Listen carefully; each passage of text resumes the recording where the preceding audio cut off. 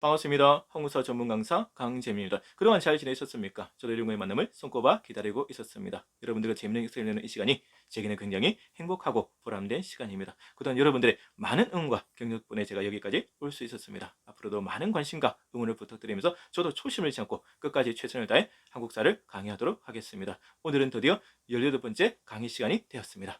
오늘 강의 주제는 바로 위기에 빠진 고구려를 구한 소수리 왕이 되겠습니다. 조금은 생소하지만 역사적으로 중요하고 또 시험에도 자주 나오는 왕이니까 오늘 저와 함께 열심히 배워보셨으면 합니다.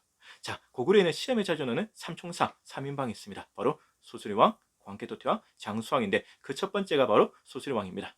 지난 내용을 한번 복습해보면 서기 372년 그 평양성 전투, 바로 상국시대 초반에 판시라고 했던 유명한 전투지 않습니까? 이 전투에서 백제의 근초왕이 고구려 고관을 죽이면서 상국시대 초반에 주도권을 가져가게 됩니다. 그 이후 백제는 승승장구하면서 최전성기를 열어가게 되고, 반대로 고구려는 왕이 전사하게 되면서 절체절명의 위기에 빠지게 되는 것이죠. 이 위기에 빠진 고구려를 구한 왕이 바로 오늘의 주인공 소수리 왕이 됩니다. 소수리 왕은 아까 평양 전투에서 전사했던 그 고구관의 아들이거든요. 이 소수리 왕이 세 가지 방법으로 위기에 빠진 고구려를 구하고 고구려를 다시 반석 위에 올려놓게 됩니다. 그 세 가지 방법 저와 함께 살펴보도록 할 텐데요. 이것이 바로 시험에 자주 나오는 핵심 포인트인가 잘 정리해 두셨으면 합니다. 자, 첫 번째 바로 뭐냐면 율령을 반포하게 됩니다. 율령은 법이죠. 율령을 반포하게 되면 체제가 안정되게 됩니다. 백제의 고위왕도 또 신라의 법흥왕도 그리고 조선시대의 성종도 경국대전을 이렇게 완성하게 되면서 체제를 안정시키게 되는 것이죠. 두 번째는 뭐냐? 바로 불교를 수용했다는 것입니다. 불교는 그 당시 동아시아에서 가장 훌륭한 종교 중에 하나거든요. 이 불교를 수용하게 되면서 흩어진 민심을 모으고 바로 왕권도 강화할 수 있는 일석이조 효과를 거두게 되는 것입니다. 거기다가 이 불교 수용이 바로 우리나라 최초였다는 핵심 포인트가 있죠. 최초, 시험에 내기 좋지 않습니까? 소수리왕 때인 372년 바로 전진의 승려 순으로부터 불교를 수용하게 되면서 우리나라 불교 역사가 시작되게 되면서 역사적으로도 의미가 있고 또 시험에 내기도 좋다는 거 꼭 기억해 두시길 부탁드리겠습니다. 세 번째는 뭐냐? 바로 태학을 설립했다는 것입니다. 태학은 우리나라 최초의 국립대학인데요. 이 태학을 설립하게 되면서 고구려의 미래를 짊어진 인재를 양성하게 되는 것이죠. 소수리왕은 이러한 세 가지 방법으로 바로 위기에 빠진 고구려를 구하고 고구려를 다시 반석 위에 올려놓은 훌륭한 왕입니다. 그리고 소수리왕의 이러한 훌륭한 업적이 있었기 때문에 바로 뒤이어서 광개토태왕이라든지 장수왕 때의 화려한 전성기가 가능했던 것입니다. 우리가 역사를 공부하다 보면 중요한 법칙을 하나 발견할 수 있습니다. 바로 뭐냐면 영원한 것은 없다는 것이죠. 개인의 인생을 보더라도 또 한 나라를 보더라도 영원한 건 없습니다. 위기 뒤에 기회 오게 되고 또 기회 뒤에 다시 위기가 찾아오게 되는 것이죠.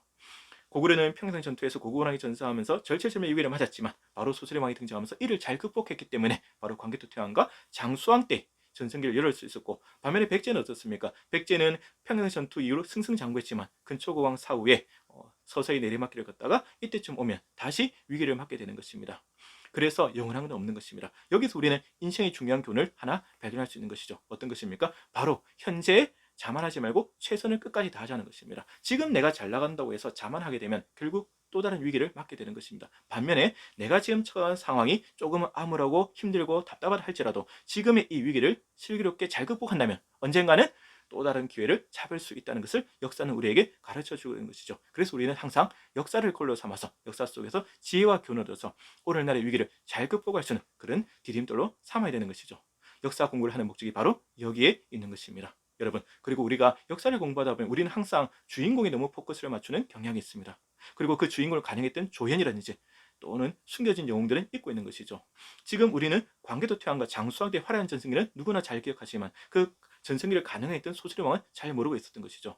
만약에 우리가 소수리왕이 없었더라면 광개토태왕과 장수왕의 그 화려했던 전승기가 가능했을까? 한 번쯤은 우리가 여기서 질문을 던질 수 있는 것입니다. 그리고 조선 후기에 영종조 시대 때 화려했던 르네상스도 숙종이 있었기 때문에 가능했거든요. 숙종하면 우리는 굉장히 부정적 이미지가 강합니다.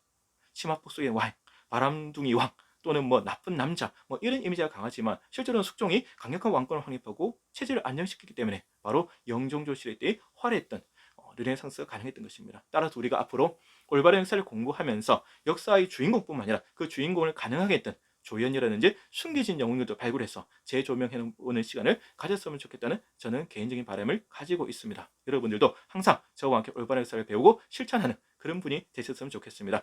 오늘 강의는 이쯤에서 마치도록 하겠습니다. 자, 다음에 더 좋은 강의로 여러분 찾아뵐 텐데요. 다음 이야기가 궁금하지 않습니까? 이제 흥미진진한 이야기가 시작됩니다.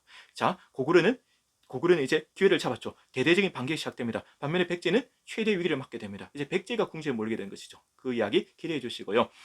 여러분들의 많은 응원과 격려가 제게는 가장 큰 힘이 된다는 사실을 꼭 기억해 주십시오. 저도 여러분들이 많이 시청해 주시고 구독해 주시고 응원해 주셔야 제가 계속 역사를 알릴 수 있는 힘이 된다는 사실 꼭 기억해 주시고 저도 끝까지 최선을 다하도록 하겠습니다. 자, 항상 건강하시고 행복하십시오. 코로나19 멀지 않았습니다. 조금만 더 힘을 내시고 함께 잘 이겨나갔으면 하는 바람입니다. 저도 여러분을 항상 응원하겠습니다. 지금까지 항우사 전문 강사 강재민입니다.